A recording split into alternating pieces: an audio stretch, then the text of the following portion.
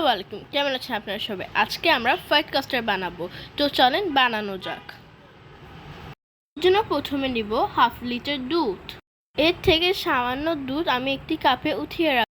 এরপর চুলা জ্বালিয়ে আমি পরিমাণ মতো চিনি দিব, তারপর ভালো করে নাড়াবো। এখানে একটি ডিম ফাটিয়ে ঢেলে দিব, ভালো করে নাড়াতে হবে। আরেকটা কাপে যে দুধ আছে ওইটাতে বেশি করে কাস্টার্ড মিশিয়ে ঢেলে দিব, তারপরে ভালো করে নাড়াতে হবে। এরকম ঘন হয়ে গেলে চুলা বন্ধ করে দিতে হবে, তারপর একটি পাত্রে ঢেলে ফেলতে হবে। ঢালা হয়ে গেলে এটাকে আধা ঘন্টার জন্য ফ্রিজে রাখতে হবে। ফ্রিজ থেকে বের করার পর একটি প্লেটে ঢেলে দিতে হবে। এরপর একটি ছুরির সাহায্যে কেটে নিতে হবে।